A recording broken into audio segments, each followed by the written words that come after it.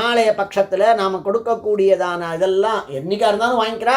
மகாலய பட்சத்தில் இங்கே வரா, அங்கே வந்துட்டு இங்கே லோக்கத்தில் வந்து நம்மளை எல்லாம் அனுகிரகிச்சுட்டு மறுபடியும் அவள் போகிறதுக்கு வழியை காண்பிக்கணும், இருட்டாக இல்லாமல் இருக்கணுங்கிறதுக்காகத்தான் நாம் தீபம் ஏற்றி தீபாவளிங்கிறதும் ஆகாஷ பானம் முதலியதெல்லாம் போட்டு அவளுக்கு வெளிச்சத்தையும் ஏற்படுத்துகின்றோம் அப்படிங்கிறதாக நாம் சொல்லறது. சவித்துர் தட்சிணம் மார்க்கம் ஸ்ரிதா ஹ்யாச்சந்திர தாரகம் நாகவீத்யுத்தரம் யச்ச சப்தரிஷிபியஸ்ச தட்சிணம் உத்தர சவித்து பந்தாக தேவயானஸ்ச சஸ்மிருதாக. அதுக்கு மேலே தேவயான மார்க்கத்தை காண்பிக்கிறார். அது எங்கே இருக்குங்கிறத காண்பிக்கிறார். இதில் வந்து பித்ருயானம்ங்கிறது அவசியமாக அது நாம் அனுஷ்டிக்க வேண்டியது. தேவதைகளை நாம் கொண்டாடுறோம், அதில் கொஞ்சம் முன்ன பின்ன இருக்கலாமோ என்னவோ, பித்திருக்களுக்கு நாம் குறை வைக்காமல் இருந்தோம்னா நம்ம குழந்தைகள் எல்லாம் நல்லபடியாக பிறந்து அவளே தான் நல்லா சந்தோஷப்பட்டு நம்ம மாத்தில் வந்து பிறந்து இதெல்லாம் பண்ணுறாங்கிறத சொல்லியிருக்கா. அவசியமாக நாம் இதெல்லாத்தையும் அனுகிரகிக்கணும், அவளுடைய அனுகிரகத்தை பெற்றுக்கணும். நம்ம பித்திருக்கள் தான் மோட்சம் போயிட்டாலே அங்கே இருக்க மாட்டான்னு நினைத்து கொள்ள வேண்டாம். அவள் எல்லாரும் மகா சக்திமான்கள், மகா நம்மளை மாதிரி நாம் நினைக்கக்கூடியது இல்லாத காரணத்தினால அவளுக்கு அசங்குச்சிதமானதான ஞானம் இருக்குது, அவளுக்கு அசங்குச்சிதமானதான சக்தி இருக்குங்கிற காரணத்தினால அவள் நாம் பண்ணக்கூடியதான கர்மாதிகளாலே பிரீத்தாளா ஸ்ரீவைகுண்டத்தில் இருக்கக்கூடியவாளாக இருந்தாலும் கூட அவள் பித்ருலோகத்திலேயும் ஒரு அம்சத்தை கொண்டிருப்பதாக நாம் கொள்ளலாம். அதனால் அவள் நிச்சயமாக நம்மளை அனுகிரகம் பண்ணுவாள். இதில் எத்தனை பேர் கேட்குறீங்களோ அவள் எல்லாரும் அவசியமாக நம்புங்கோ. இதில் ஒன்றும் யாரையும் ஏமாத்தணுங்கிறதான எண்ணம் எந்த ரிஷிக்கும் கிடையாது. வெறுமையான என்னுடைய ஞானத்தை சொல்லிக்கணுங்கிறதுக்காக அவளுக்கு அபிப்பிராயம் எதுவும் இல்லை. அத்தனை காலத்தில் எத்தனை ரிஷிகளுக்கு எத்தனை பெரியவாளுக்கெல்லாம் குழந்தையே இல்லாமல் ரொம்ப வயசாகி கடைசியில் குழந்தை பிறந்திருக்கு நம்ம பார்த்துருக்கோம். அது பெருமாள் அனுகிரகம்.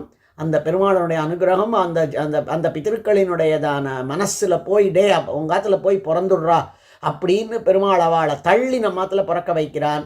அதனால் நாம் பெருமாளினுடைய உள்ளம் சந்தோஷமாகி அதனால் அவன் திருப்தனாக இருந்து நம்மளுடையதான பித்திருக்களினுடையதான மனசில் புகுந்து நம்ம ஆற்றுல அவளை பிள்ளையாகவும் பேரனாகவும் கொள்ளு பேரனாகவும் அவதரிக்க வைத்து எந்த குறையும் இல்லாமல் நம்ம கர்மாக்களை மறுபடியும் அந்த கர்மாக்களை எல்லாம் குறைஞ்சி போகிற பொழுது அவைகளை மறுபடியும் ஸ்தாபிக்க வைக்கக்கூடியவர்கள்.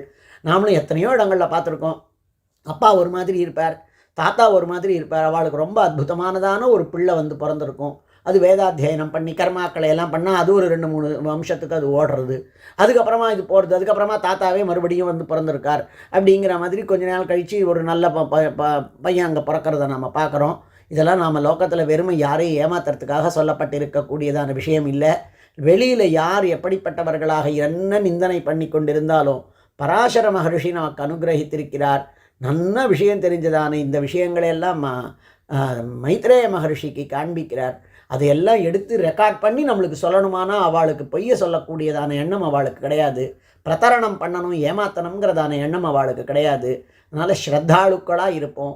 பண்ண வேண்டிய கர்மாக்களை தேவ காரியங்களில் வேணுமானாலும் லோபம் வைக்கலாம். கிருஷ்ண ஜெயந்திக்கு 4 பக்ஷணம் குறைச்சி பண்ணோன்னா பெருமாள் ஏண்டி இப்படி குறைச்சேன்னு கேட்க போகிறதில்ல. ஏண்டா இப்படி ஆராதனத்தை குறைச்சேன்னு கேட்க மாட்டான். அவன் எதை கொடுத்தாலும் வாங்கி கொள்ளுவான். பித்திருக்கள் வாங்கி கொள்ள மாட்டாங்கிறது இல்லை. அவள் சந்தோஷப்பட்டாள்னா உடனே அனுகிரகம் கிடைக்குங்கிற காரணத்தினால அடியேன்னு சொல்கிறேன். பித்திருக்காரியங்களை அதனால தான் நாம் ரொம்பவும் ஸ்ரத்தையாக பண்ணணுங்கிறதுனால தான் அதுக்கு ஸ்ராத்தம்னே பெயர். அந்த காரணத்தினால பித்திருக்காரியங்களில் ஒரு சின்ன தர்ப்பணம் பண்ணுற நாள் ஆகட்டும், அல்லது ஸ்ராத்தம் பண்ணுற நாள் ஆகட்டும், அல்லது மகாலயாதிகளான பெரிய விஷயங்களாகட்டும், எல்லாவற்றிலேயும் நாம் ஸ்ரத்தாளுக்களாக இருப்போம்.